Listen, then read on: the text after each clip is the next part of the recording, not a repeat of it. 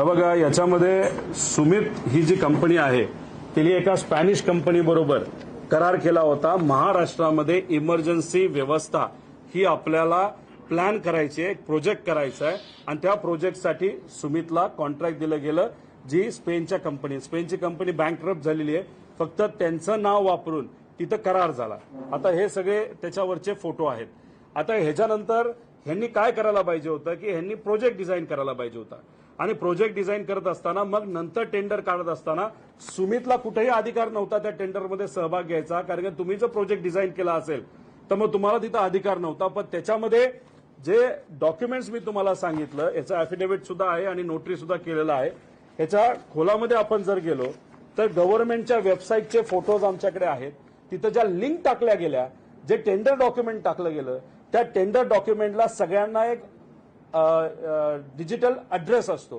तो अड्रेस कुठे गेला तर तो सुमितकडे जात होता. सुमितचे काही पदाधिकारी आहेत जे दुसऱ्या कंपनीमध्ये सुद्धा डायरेक्टर आहेत आणि त्या कंपनीमध्ये सुमितचे जे डायरेक्टर आहेत ते सुद्धा तिथे डायरेक्टर आहेत. आणि ह्याच्यामध्ये ज्या ज्या लोकांनी डिझाईन केले त्याचे सगळे पुरावे आमच्याकडे आहेत की हे टेंडर सुमितच्याच लोकांनी डिझाईन केलं आणि हे टेंडर सुमितलाच मिळालं. पहिल्यांदा जेव्हा सुमितला मिळालं तेव्हा बीव्हीजी नाराज झाला आणि बीव्हीजी नाराज झाला आणि त्यांनी काही ठराविक मोठ्या मोठ्या नेत्यांना भेटल्यानंतर बीव्हीजीला सुद्धा याच्यामध्ये समाविष्ट केलं गेलं. टेंडर जे पहिलं डॉक्युमेंट आलं होतं ते मग कॅन्सल झालं आणि नवीन टेंडर डॉक्युमेंट तिथं आलं आणि आता हा कॉन्ट्रॅक्ट कुठेही बिडिंग न करता या तिन्ही लोकांना एकत्रित कन्सोर्शियम देऊन तिथं देण्यात आलं. ह्याच्यामध्ये तर असं आहे की याच्या खाली तुम्ही बिड करू नका असं सुद्धा टेंडर डॉक्युमेंटमध्ये एक टर्म त्याच्यामध्ये दिली गेली आहे. म्हणजे याच्यामध्ये सरळ सरळ हा दलालीचा प्रकार आहे. बसल्या बसल्या मोठ्या प्रमाणात पैसा काढला गेला आणि तो कदाचित इलेक्शनमध्ये मोठ्या प्रमाणात हा येणार आहे. आणि ह्याच्यावर जर कोणाला सत्तेत असणाऱ्या लोकांना आक्षेप असेल ही फाईल घेऊन मी चर्चा करायला तयार आहे.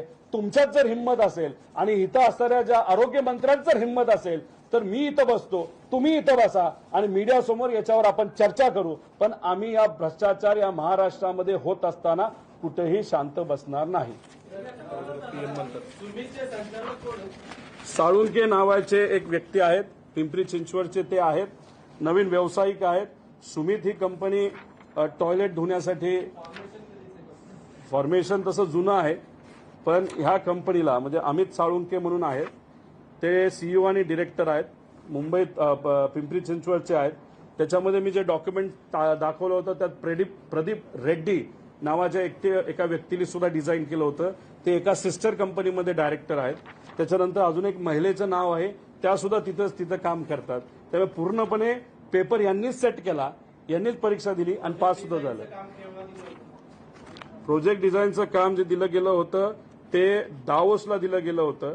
ते डावोसला 2023ला मी मगाशी तुम्हाला तारीख सांगितली त्या तारखेला ते डावोसला दिलं गेलं होतं. त्याचे डिटेल्स तुम्हाला प्रेस नोटमध्ये दिलेत त्यामुळे ते मिळून जातील. 100% पुरावे आहेत. आता का गेल्या वेळेस जेव्हा मी इथं आलो होतो दूध चोरीच्या बाबतीत, दूध दलालीच्या बाबतीत मी पत्र लिहिलेलं आहे. मी पत्र पीएमओ ऑफिसला सुद्धा दिलेलं आहे. कारण त्यांनी स्वतः सांगितलं होतं ते कुठेही चोरी होऊन देणार नाही आणि तिथं भ्रष्टाचार होऊन देणार नाही. त्या ऑफिसला दिलेलं आहे, सीएमओला आपण दिलेलं आहे, त्याच्याचबरोबर अँटी करप्शनला दिलेलं आहे, त्याच्याचबरोबर आपलं लोक आयुक्ताला आपण दिलेलं आहे. त्यामुळे ते पत्र दूध चोरीबद्दल आणि त्याच्याचबरोबर आपल्या अन्न चोरीबद्दल दिलेलं आहे. तसंच आम्ही ही कंप्लेंट करणार आहे. पण हा लढा माझ्या एकट्याचा नाही. त्यामुळे मी इथं सामान्य लोकांना विनंती करतो, पुढाकार घ्या. हे सगळे डॉक्युमेंट तुम्हाला देतो. तुमच्यातले स्वच्छ चरित्रेचं जो कोणी असेल जो कोर्टात जायला तयार आहे हे सगळे डॉक्युमेंट देतील. मी तुम्हाला आश्वासित करतो हे डॉक्युमेंट इतक्या पुराव्यासकट आहे की तुम्ही 6,500 आपण सर्वजण मिळून 6,500 कोटी या सरकारचे हे थांबवू शकतो आणि हे पैसे आपल्या सर्वांचेच वाचणार आहेत.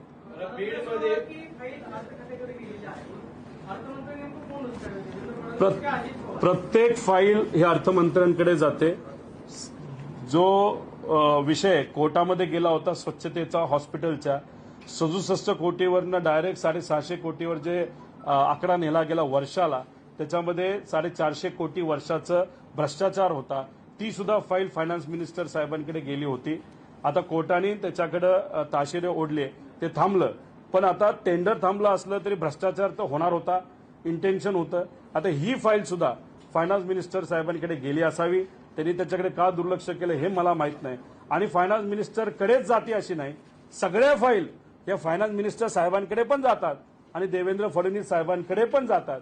त्यामुळे दोघांना या बाबतीतलं माहिती असावी. आणि सगळ्यात मोठा घोळ असा आहे की टेंडर डॉक्युमेंटमध्ये असं सांगण्यात आलेलं आहे की एका कॅबिनेट मीटिंगमध्ये हा विषय घेतला होता, पण त्या कॅबिनेट बैठकीचे आम्ही मिनिट्स बघितले.